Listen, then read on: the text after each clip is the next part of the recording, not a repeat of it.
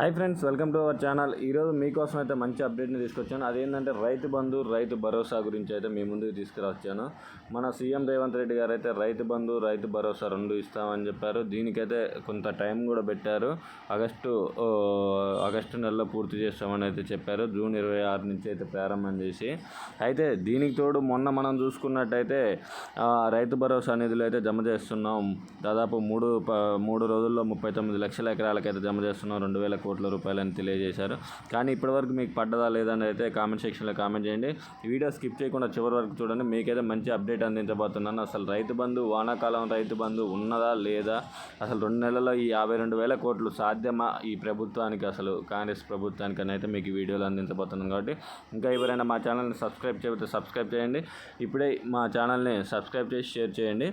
ఇప్పుడు మనం చూసుకున్నట్టయితే సీఎం రేవంత్ రెడ్డి గారు అయితే రైతు బంధు, వానాకాలం రైతు బంధు అయితే లేనట్టే అని అంటే ఇప్పుడున్న పరిస్థితుల్లో దగ్గర 52,000 కోట్లు రావాలంటే మామూలు విషయం అయితే కాదు అది.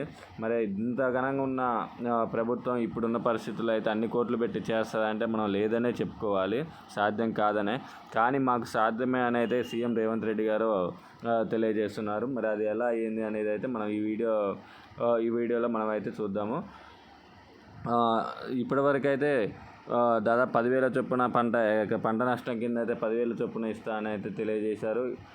దానితో పాటు అయితే మనం చూసుకున్నట్టయితే మొన్నటికి మొన్న 2,000 కోట్ల రూపాయలు అయితే 39 లక్షల ఎకరాలకైతే జమ చేస్తాం 3 రోజులు అని తెలియజేశారు. మరి మీకు వచ్చిందా లేదా అని అయితే మీరు ఆలోచించాలి. అయితే మనం వానాకాలం సీజన్కి సంబంధించింది అయితే పెట్టుబడి సాయాలు అయితే జూన్లో మొదలుపెట్టి ఆగస్టు వరకు అయితే పూర్తి చేయాలి అని అయితే అప్పట్లో కేసీఆర్ ప్రభుత్వం అయితే రైతు బంధుని అలా చేసింది. ఆగస్టు నాటికైతే పూర్తి చేసేది ఎప్పుడు.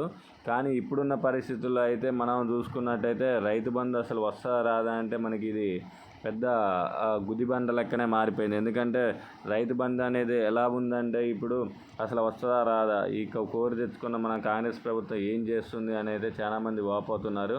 దీనితో మనం చూసుకున్నట్టయితే రైతు బంధా, రైతు భరోసా అసలు ఏదైంది స్పష్టత అనేది అయితే ఇంతవరకు ఇవ్వలేదు కాంగ్రెస్ ప్రభుత్వం.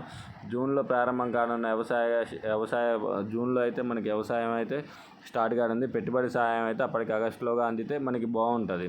అప్పట్లో కేసీఆర్ ప్రభుత్వం అదేవిధంగా అందింది. అయితే రైతు భరోసాకి అయితే దాదాపు 12,000 కోట్లు కావాలి. ఇప్పుడు రుణమాఫీకి అయితే దగ్గర 40,000 కోట్లు కావాలి. మొత్తం దాదాపు మనం చూసుకున్నట్టయితే 52,000 కోట్లు కావాలి ఇప్పుడు రైతు బంధు, రైతు భరోసాకి.